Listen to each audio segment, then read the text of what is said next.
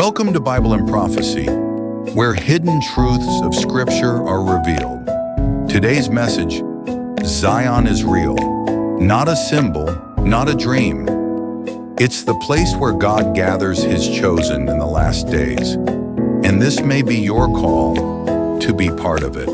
There is a mystery hidden in plain sight throughout the Bible, a place where God Himself promises to dwell, a place where sins are forgiven, where life eternal begins, and where, at the end of the age, God gathers those He has chosen from all nations. This place is not simply symbolic, it's real, and it has a name: Zion. Jesus spoke of a final gathering, a moment of divine harvest when His angels would be sent to bring together His people. And He shall send His angels with a great sound of a trumpet, and they shall gather together His elect from the four winds, from one end of heaven to the other. Matthew 24-31. But here's the question: where will they be gathered to? Not to the Vatican, not to a mega church, not to a political nation state, but to Zion, the spiritual city where God's truth is restored, where His covenant is renewed, and where His presence is revealed. Throughout Scripture, Zion is described as a city of God's festivals, the seat of His throne, the place where the law goes out in the last days. But today, many still don't know where it is. They pray, they worship, they wait, but without realizing that the prophecy is already unfolding. Zion is not something that will come. It is already being built, and those who find it will find God. Once we realize that God is gathering His chosen people in Zion, the next question becomes critical. How do we recognize Zion today? Among thousands of churches and traditions, how can we know which one is truly Zion, where God dwells, where His law is upheld, and where His people are gathered? The answer is not hidden. In fact, the Bible gives us a clear sign. Look upon Zion, the city of our appointed festivals. Your eyes will see Jerusalem, a peaceful abode. The Lord is our judge. The Lord is our lawgiver. The Lord is our King. It is He who will save us. Isaiah 33:20-22. This prophecy from Isaiah reveals that Zion is identified by one key feature. It is the place where God's appointed festivals are kept. Not just any religious observance, not holidays made by men, but the holy feasts that God Himself commanded, the very same ones Jesus kept and taught. If you want to find Zion, you must find the place where the festivals of the new covenant are restored and observed. Pause for a moment and let this sink in. Zion is not where the crowds are. Zion is where the truth is, and the truth is revealed through the festivals of God. These include the Passover, which Jesus kept before His crucifixion, Matthew 26:17-28, the Sabbath, which He honored weekly, Luke 4:16, the Feast of Tabernacles, where He taught openly in the temple, John 7:2-14, the day of Pentecost when the Holy Spirit was poured out, Acts 2:1-4. Each of these is part of a divine pattern, and together they form the framework of Zion. And now the mystery deepens. If these festivals are God's appointed times when He draws near to His people, why are they largely forgotten today? Why are most Christians unfamiliar with them? Because over time, the true Zion was trampled. God's feasts were replaced by man-made traditions. Sabbath changed to Sunday, Passover replaced by Easter. The festivals disappeared, and with them, so did the identity of Zion. But this is not the end of the story, because Scripture also prophesied that Zion would be rebuilt in the last days, and those who return to Zion will return to God Himself. Zion, once the holy city where God's appointed feasts were observed, where truth flowed like a river and salvation was near, did not remain untouched forever. Though Jesus had restored the festivals and laws of the new covenant, though His apostles preached and practiced them faithfully, a dark shadow crept in after they were gone. A force the Bible warned us about. A force that would target Zion directly. He will speak against the Most High and oppress His holy people and try to change the set times and the laws. The holy people will be delivered into His hands for a time, times, and half a time. Daniel 7:25 NLT. This was no mere political change. This was a direct assault on God's covenant. The set times in this prophecy refer to God's holy festivals.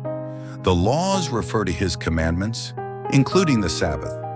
And slowly, tragically, it happened.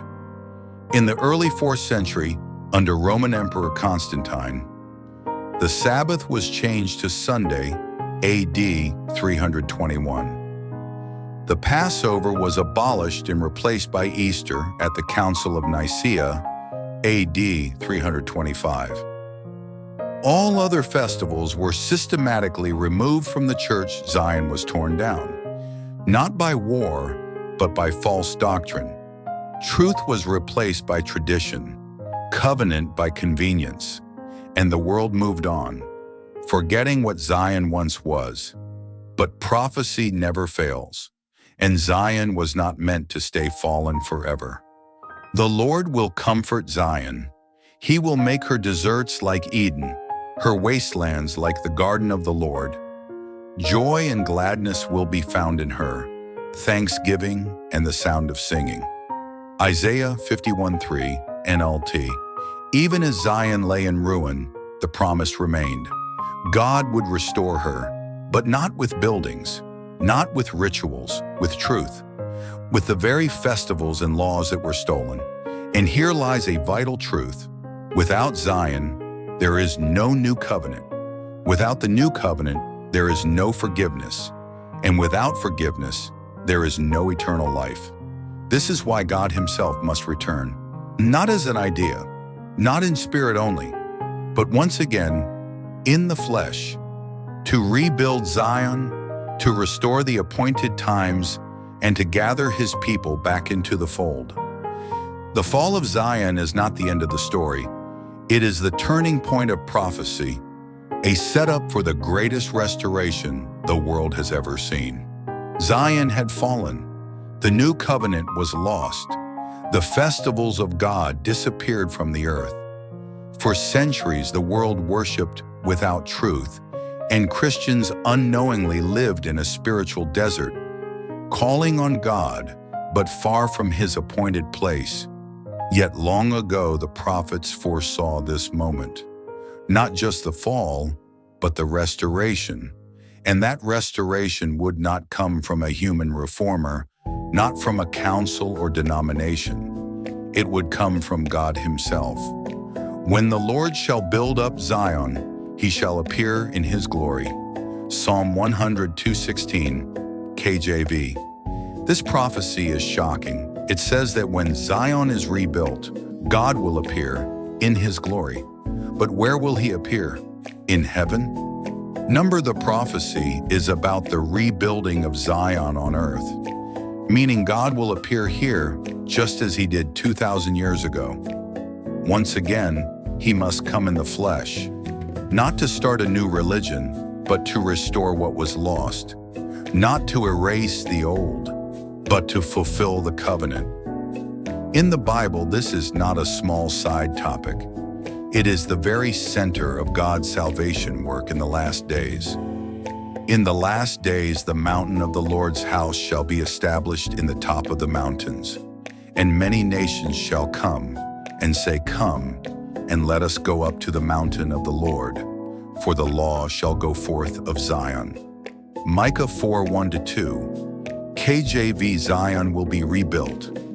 God's law, the very same law Jesus taught, will go out again. And once more, the chosen people will be gathered, not randomly, not emotionally, but by truth, through Zion. And Revelation completes the picture. And I looked, and lo, a lamb stood on Mount Zion, and with him 144,000, having his Father's name written in their foreheads. Revelation 14:1, KJV.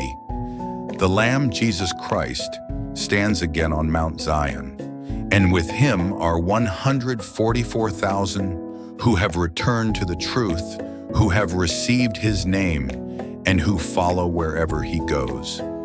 These are not ordinary believers. They are those who find the rebuilt Zion and recognize the Christ who has come again. So the question is no longer, did Zion fall, or even, will God return? The question now is, will we recognize him when he comes to Zion again? Zion is not a myth. It is not a forgotten prophecy, nor a poetic name. It is real, and it is being rebuilt right now. Zion is the place where God's new covenant lives again. It is the city of truth, the gathering place of the chosen, and the only place on earth where eternal life is promised. Not to those who claim faith, but to those who return to the covenant, to those who seek God not on their own terms, but on his. Gather my saints together unto me, those that have made a covenant with me by sacrifice. Psalm 50, verse 5. God's people are not identified by popularity, wealth, or church size. They are identified by covenant, and that covenant exists in Zion. Now is the time to ask the most urgent question of all. Have I found Zion, or have I settled for something that feels familiar, but lacks truth? Eternal life is not a reward for vague belief. It is the gift given to those who walk in covenant with God. And God, who has come again in the flesh, has rebuilt Zion so that you can meet him. Not in theory, but in truth. Zion is where Jesus, the second coming Christ, teaches the law of life again, restores the Passover again, calls you by name again. So now the invitation is open. If you want to receive eternal life, if you want your sins truly forgiven, if you want to meet God not in mystery but in reality, come to Zion. For there the Lord has commanded the blessing, life forevermore. Psalm 133, verse 3. The door is still open. The Spirit and the bride are calling. Will you answer?